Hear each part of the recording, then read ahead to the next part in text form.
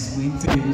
Hindi po, maraming salamat. Pero yun nga, hindi naman po ako naghahanap na makapunta at maging sikat sa ibang bansa. Kailangan ko lang may pakita. Sayang naman kasi yung talent ay binigay sa akin agad kung hindi ko naman din i-share. So, siguro po, bahala na. Kami naman ni nanay, go with the flow lang kami, chill lang kami. Hindi kami yung kailangan sugurin mo yun. Kahit na mahirap sugurin yun, kailangan sugurin. Pero kung ano yung mas makakaganda, kung ano yung makakabuti sa akin at sa amin lahat, siguro yun yung pinakamagandang i-grab na opportunity. Alam mo na. Like Morissette. Si Morissette has been performing internationally couple times, pero hindi nga tulad ng may The Journey, 40 Bucks sa London. Ako po, I am able to travel naman po and share my talent po sa TFC din. Siyempre, napapanood po kami sa ASAP, starting sa ASAP, all from The Voice and then sa ASAP.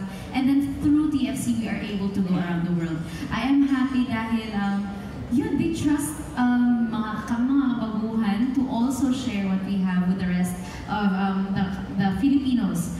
Diba? And kung mag-whistle po ako dito sa concert nito, pwede naman po. Kasi mismo yung mga songs ko po meron eh. So, and hindi ata pwede na hindi ko gagawin kasi hinahanap lang po siya talaga. And happy naman po ako kasi nagugustuhan naman po nila yung mga ginagawa. Leo, I don't know if I'm privileged to share this, pero basta pagkakaalam ko lang kami narinig ako, Morissette is doing a few Broadway musicals abroad. Hindi ko lang, ewan ko lang, nagmahatira lang ako. Narinig ko yan, and she's doing it, making a name for herself sa Broadway yan, at si Michael, may standing offer kami yan, pero TV din ako mamaya sa concert. May mga friends kami sa Hollywood. Relax ka lang. Okay? Thank you. Congrats, Mama Lily. Mama Lily, congrats na. Okay, last two questions. You have questions? Para exciting itong performance nila. Si Kuya Pete. Where's Pete? Ayun. Si Pete ang kolokyo, over natin. Sinan a long way, my boy. Since then, hanggang ngayon, talagang ibang-iba na ang aura mo. Nako, paano pong, ano pa? You look so good now, you look confident, at saka yung the way you perform, ibang-iba na talaga. Siguro po, habang ako kasi, siyempre, totoo naman yung habang nag-uumpisa ka, marami dun yung, doon ka nag-aaral.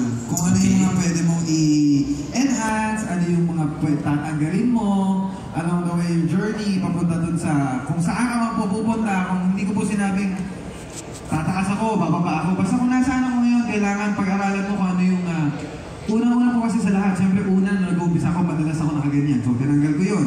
Madalas ako halos, sabi pa sa akin ni nanay, nakapikit lang ako, baka daw pang dilat ko, wala ng tao. Tinanggal ko rin yun.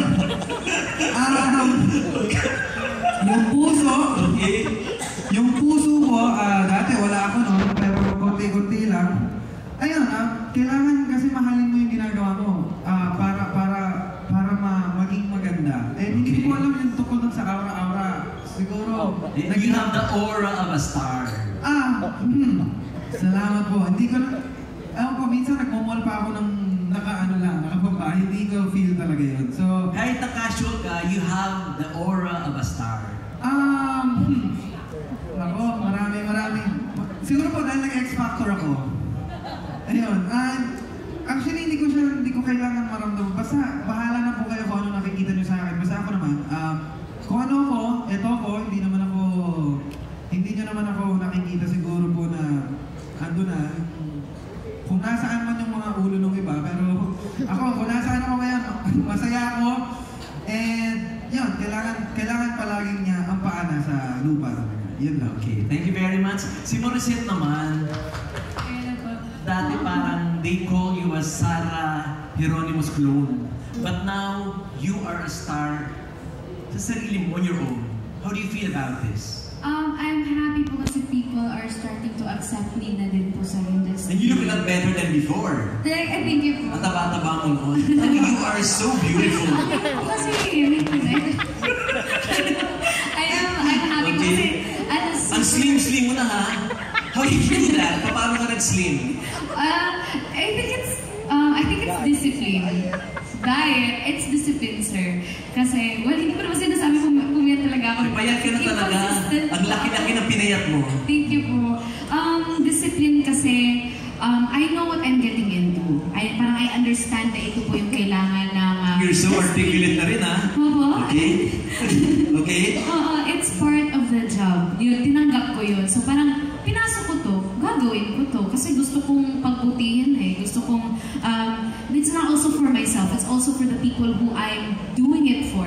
Okay. And kaya, okay lang din sa akin, nagsasacrifice po kami po ng family namin. Yun, nag-move kami ng, my parents had to stop working to support me and my brother dito. So, it's also my job to take care of all of that. And I'm happy po dahil nag-bloom naman po siya konti-konti mga sacrifices.